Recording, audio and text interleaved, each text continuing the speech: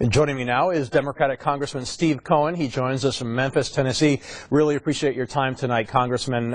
Your state is very dependent on food stamps. 1 in 5 state residents are receiving food stamps. It's one of the most dependent states. Here we're showing a graphic that shows how California is losing $457 million as a result of this. Of course, they have a much larger population than Tennessee. Tennessee's losing $141 million, affecting 1.3 million people. How much of an impact will this have on your state? It'll be considerable on the state, but of course I'm mostly concerned about my district, which is most of Memphis. And Memphis is the poorest metropolitan region in the nation. So the effect on cutting SNAP payments to my district would be very, very strong, both from a nutritional perspective and the effects that it has on the children and the seniors, particularly on the children in their years of development, but also economically. SNAP payments pay off tremendously in the economy and were originally raised not only out of concern for the people who lost their jobs or gotten lesser pay for jobs because of the Bush recession, and the recession we're still in, and that's the cause of the increased number of people on food stamps is the lack of jobs. But it has a stimulative effect because all that money is spent. And once it's spent, it goes into grocers, it goes into the people that produce the food, that ship the food, and it immediately gets in the economy and helps the economy in general. So it's going to hurt Memphis, it's going to hurt my community's nutritional values, and it's going to hurt the economy here. Yeah, in fact, the amount that's being cut is an amount that was increased in order to help stimulate the economy during the recession. In Tennessee specifically, we're talking about 536,000 children, 71,000 seniors, an estimated 50,000 military veterans, some of them disabled, who are among those stamps. Why are we seeing such large numbers of people on the program? Now, of course, you mentioned jobs after the recession, but critics also say that part of the problem is that states have gone too far in relaxing the requirements to determine who gets them. Well, I don't know if the states have done it or not. To be honest, in my community, I see vast disparities in wealth, and I think there are the largest disparities in wealth in the history of this country.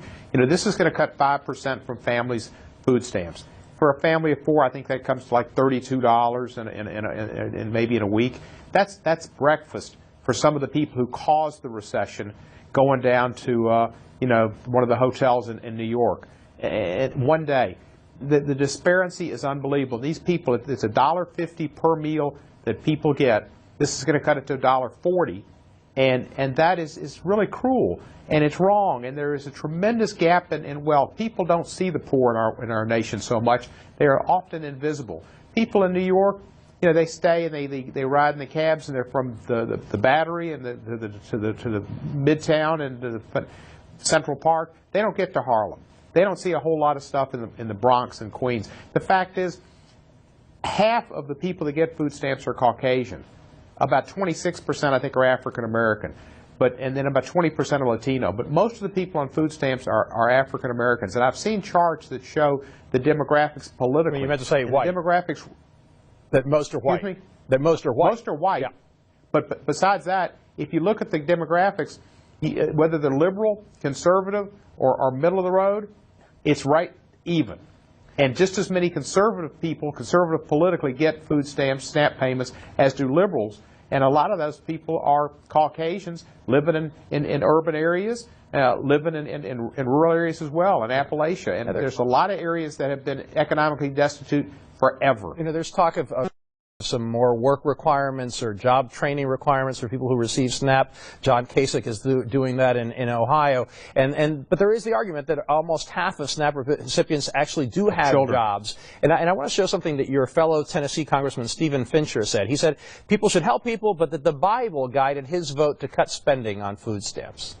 I was looking Matthew 26:11, the poor will always be with us. And then I looked at 2 Thessalonians 3:10, for even when we were with you, we gave you this rule, the one who is unwilling to work shall not eat. Now, ironically, food stamps are part of the Farm Bill, but there seems to be very little movement to cut subsidies to wealthy farmers. Fincher is one of them, and he has pulled in $3.5 million, according to records that we've seen, in federal subsidies since 1995. I mean, what's going on here? Is there a big element of hypocrisy? Well, I think the thing speaks for itself, and the fact is that the Republicans who've led this effort aren't concerned about cost overruns or fraud in the farm programs or in the Defense Department. They're concerned about it when it hits poor people of color and poor people that are not of color.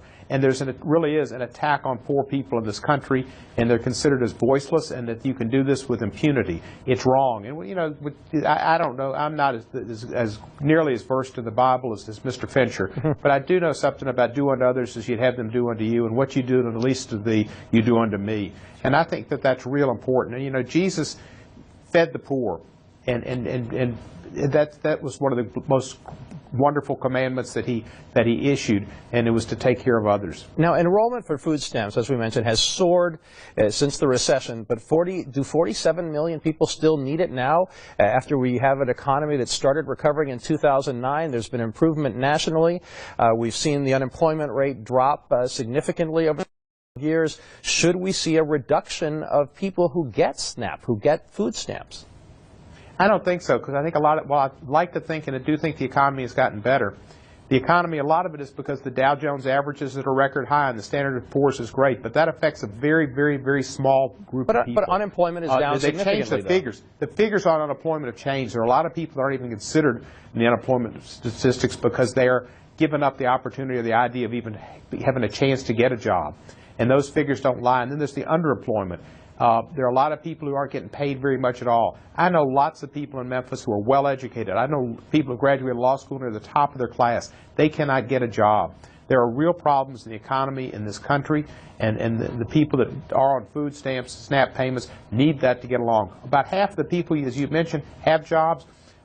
I think half the people have children. What are the children supposed to get a job? In Ohio, we can have kids work again, or we can get rid of the child labor laws and put them to work, and then they won't get their SNAP payments unless they work. That's just wrong. And I think you want to start working and cutting away at areas, you cut across the defense spending. And defense, we've got enough missiles to destroy the world so many times, and yet we couldn't pass amendments on the floor in the House to cut monies for missile and nuclear programs, which already are way out of line and cost us so much. That's where we ought to be cutting. Beat your swords into plowshares. Use those plowshares to do those fields and feed the people. All right, Congressman Steve Cohen, we really appreciate your time. Thank you for joining us from your district there in Tennessee.